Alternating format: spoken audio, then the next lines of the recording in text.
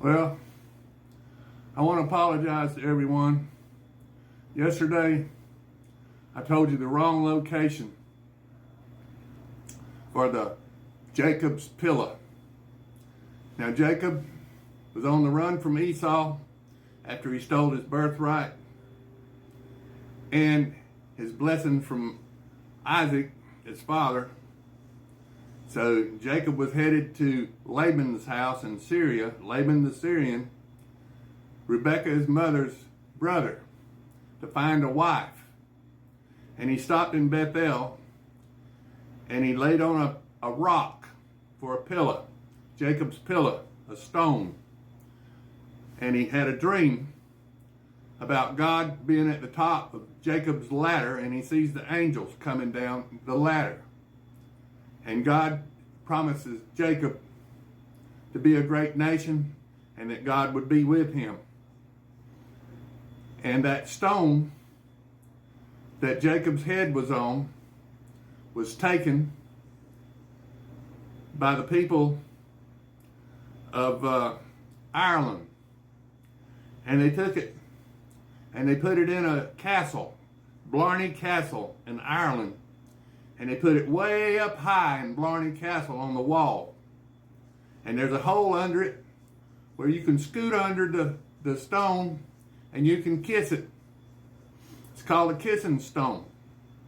And it's supposed to give you the gift of gab if you kiss it. But that's where Jacob's pillow ended up, was in Ireland at Blarney Castle. Way up high, you got a bunch of steps to climb if you want to see or get close to it.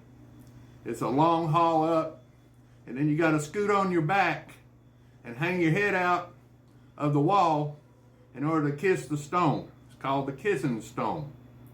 Now, the stone that the English monarchs use is called the Stone of Scone.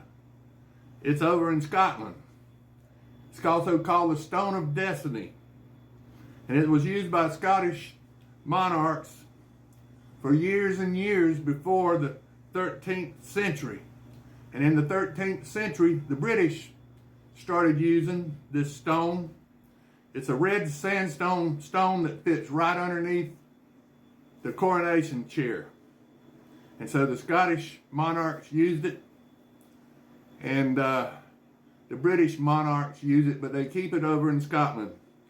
So I got my rocks mixed up, but I found out where the Jacob's pillar is located at now. And so I'm sorry, I want to apologize to you for giving you the wrong information. And so I just want to apologize for that. It was my mistake. And so we're going to continue on in our Father's Word today. Maybe I shut up. I won't tell you any more lies. Now this is Genesis chapter 34. And Dinah, the daughter of Leah, which she bare unto Jacob, and went out to see the daughters of the land. And when Shechem, the son of Hamor, the Hivite, prince of the country, saw her, he took her and lay with her and defiled her. And his soul clave unto Dinah, the daughter of Jacob. And he loved the damsel, and spake kindly unto the damsel. And Shechem spake unto his father Hamor, saying, Get me this damsel to wife. And Jacob heard that he had defiled Dinah his daughter. Now his sons were with his cattle in the field, and Jacob held his peace until they were come. And Hamor, the father of Shechem, went out unto Jacob to commune with him. And the sons of Jacob came out of the field when they heard it, and the men were grieved, and they were very wroth, because he had wrought folly in Israel in lying with Jacob's daughter, which thing ought not to be done. And Hamor communed with them, saying, The soul of my son Shechem longeth for your daughter. I pray you give her to him to wife, and make ye marriages with us, and give your daughters unto us, and take our daughters unto you. And ye shall dwell with us, And the land shall be before you, and dwell and pray ye therein, and get your possessions therein. And Shechem said unto her father, and unto her brethren, Let me find grace in your eyes, and what ye shall say unto me, I will give. Ask me never so much dowry and a gift, and I will give according to as ye shall say unto me. But give me the damsel to wife. And the sons of Jacob answered Shechem and Hamor his father deceitfully, and said, Because he has defiled Dinah their sister. And they said unto him, We cannot do this thing to give our sister to one that is uncircumcised, for that were a reproach unto us. But in this will we consent unto you, if ye will be as you are, that every male of you be circumcised. Then we will give our daughters unto you, and we will take your daughters to us, and we will dwell with you, and we will become one people. But if you will not hearken unto us to be circumcised, then will we take our daughter, and we will be gone. And their words pleased Hamor, and Shechem Hamor's son. And the young man deferred not to do the thing, because he had delight in Jacob's daughter. And he was more honorable than all the house of his father. And Hamor and Shechem his son came into the gate of the city, and communed with the men of the city, saying, These men are peaceable with us, therefore let them dwell in the land and trade therein. For the land, behold, it is large enough for them. Let us take their daughters for us to wives, and let us give them our daughters. Only herein will the men consent unto us to dwell with us, to be one people, if every male among us be circumcised, as they are circumcised. Shall not their cattle and their substance and every beast of theirs be ours?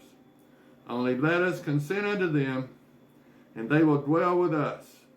And unto Hamor and unto Shechem his son hearkened, all that went out of the gate of the city.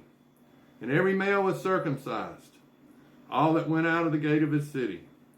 And it came to pass on the third day, when they were sore, that two of the sons of Jacob, Simon and Levi, Dinah's brethren, took each man his sword, and came upon the city boldly, and slew all the males. And they slew Hamor and Shechem his son with the edge of the sword, and took Dinah out of Shechem's house, and went out. And the sons of Jacob came upon the slain, and spoiled the city, because they had defiled their sister. They took their sheep, and their oxen, and their asses, and that which was in the city, and that which was in the field, and all their wealth, and all their little ones, and their wives, they took captive, and spoiled even all that was in the house.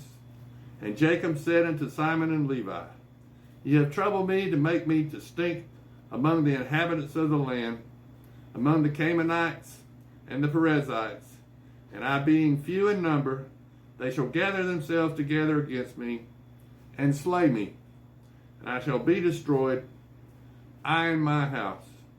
And they said, Should we deal with our sister as with a harlot?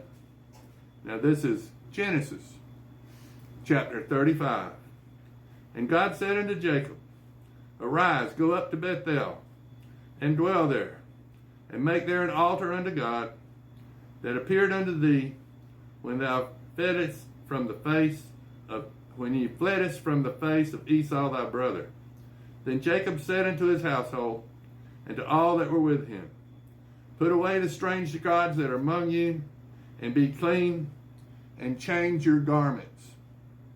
And let us arise and go to Bethel, and I will make there an altar unto God, who answered me in the day of my distress, and was with me in the way which I went.